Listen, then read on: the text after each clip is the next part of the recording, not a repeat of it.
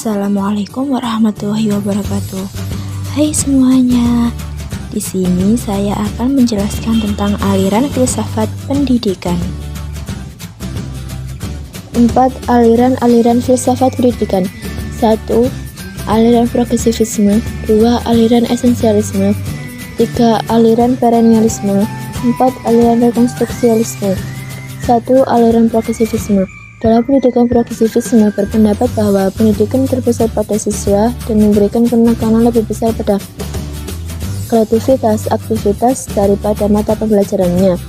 Di dalam aliran progresivisme ini, pendidikan harus terpusat pada anak, bukannya memfokuskan pada guru atau bidang muatan. Maksud dari pendidikan harus terpusat pada anak, bukannya memfokuskan pada guru atau bidang muatan, yaitu peserta didik dibiarkan berkembang sesuai dengan potensinya. Jadi seorang guru hanya sebagai fasilitator untuk mengarahkan peserta didik dalam mencapai apa yang dia inginkan. Tujuan aliran progresivisme. Adapun tujuan dari aliran progresivisme dalam pendidikan ialah ingin mengubah praktik pendidikan yang selama ini terkesan otoriter menjadi demokratis dan lebih menghargai potensi dan kemampuan anak, serta mendorong untuk dilaksanakannya pembelajaran yang lebih banyak melibatkan peserta didik. Tokoh-tokoh aliran progresivisme. 1. William James 1842 sampai 1910 berpendapat bahwa fungsi otak atau pikiran itu harusnya dipelajari sebagai bagian dari ilmu pengetahuan alam. Menurut William James juga, untuk membebaskan ilmu jiwa dan menempatkannya di atas dasar ilmu perilaku. 2. John Dewey 1859 sampai 1952 mengemukakan bahwasannya teori tentang sekolah, yaitu progresivisme harus menekankan pada peserta didik dan minat peserta didik daripada mata pembelajarannya sendiri. Ciri-ciri aliran progresivisme. 1. Pendidikan dianggap mampu merubah dalam arti membina kebudayaan baru yang dapat menyelamatkan manusia bagi masa depan. 2. Percaya bahwa manusia sebagai subjek yang memiliki kemampuan untuk menghadapi dunia dengan skill dan kekuatan mandiri. 3.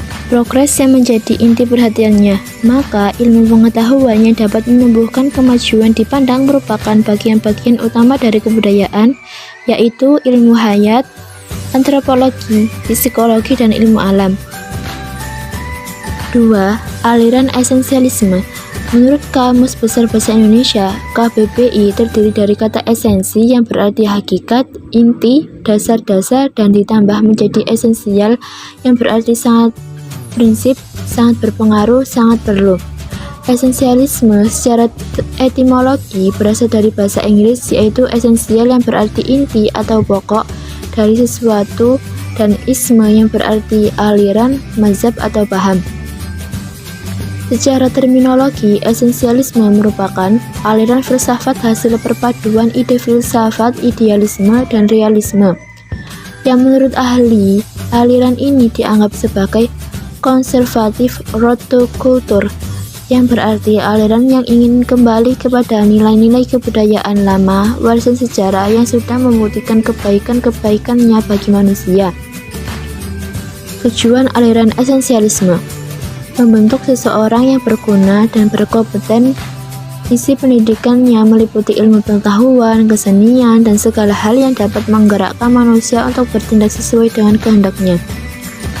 Esensialisme menegaskan bahwa pendidikan yang baik dan benar terdiri dari pembelajaran keterampilan dasar, membaca, menulis, berhitung, seni, dan ilmu pengetahuan, dan untuk membawa nilai-nilai yang ada dalam masyarakat ke jiwa peserta didik. Tokoh-tokoh aliran esensialisme.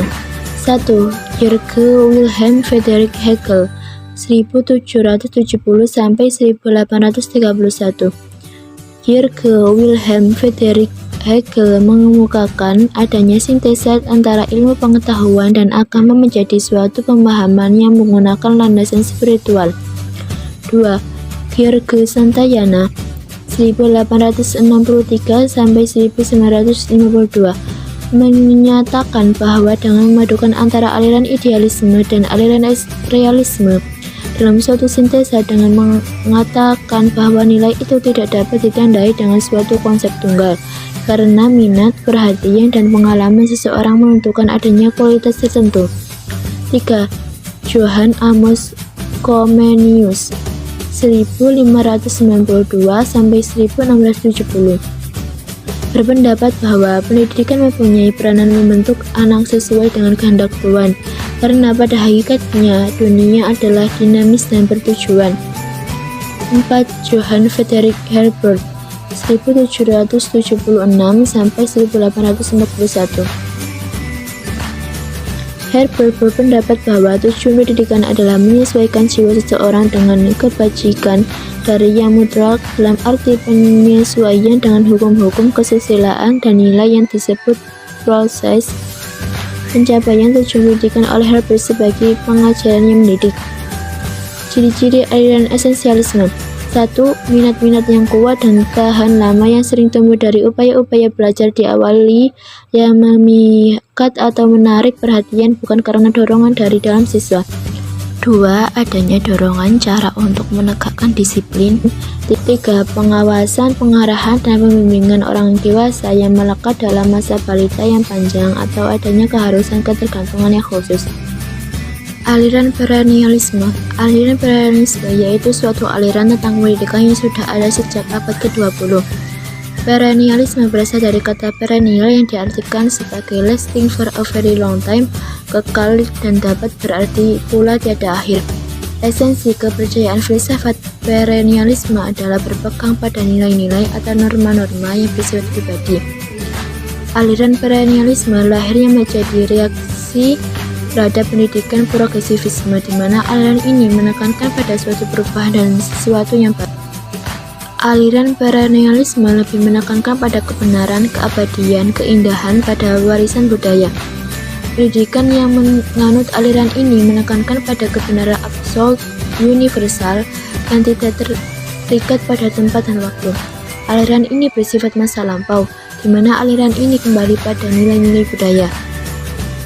Tujuan aliran perennialisme: membantu peserta didik menyingkap dan menginternalisasikan nilai-nilai kebenaran yang abadi akan mencapai kebijakan dan kebaikan dalam hidup.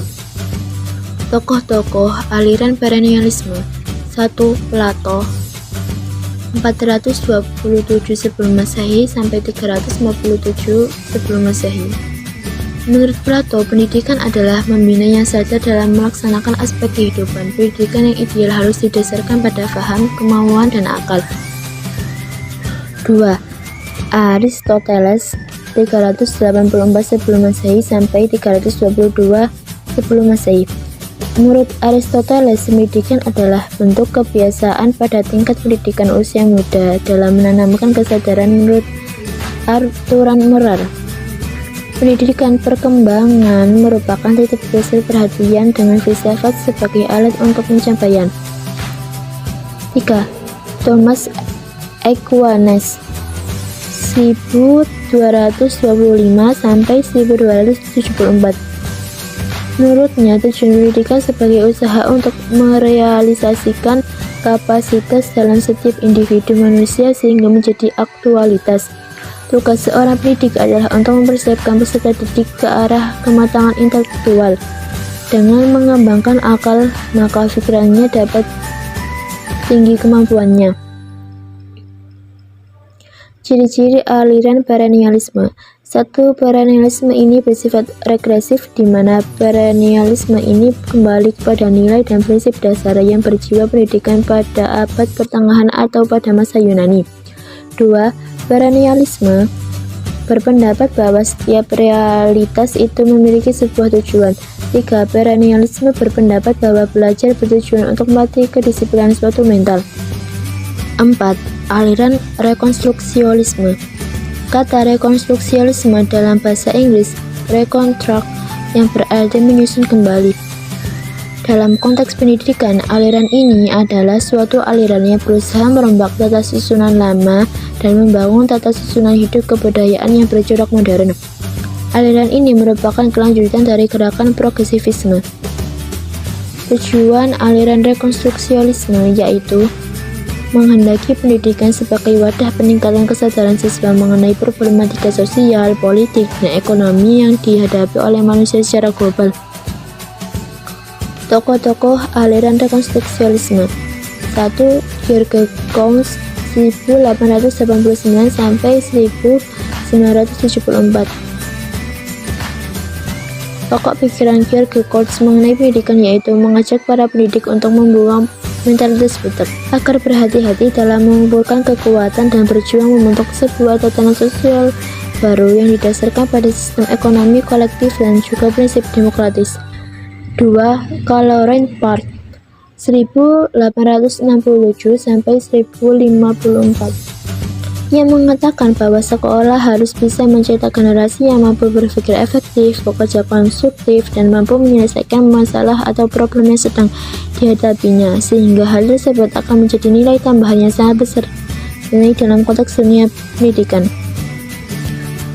3. Paulo Freire 1921 sampai 1997. Ia berpendapat bahwa pendidikan adalah suatu untuk memanusiakan manusia. Menurutnya, pendidikan dapat memperbaiki paradigma masyarakat. Ciri-ciri aliran rekonstruksialisme. 1. Berakal pada perspektif sosial pendidikan yang digagas oleh Karl Marx dan Karl Malden. 2. Sasaran pendidikan ialah menciptakan tatanan demokratis yang universal. 3. Nilai bersifat persetujuan atau komitmen yang berkaitan dengan latar belakang sosial dalam era kesejahteraan welfare state. 4. Bersifat revolusioner yang akan menuju kehidupan yang sejahtera pada kurun waktu tertentu. Itulah aliran-aliran filsafat pendidikan.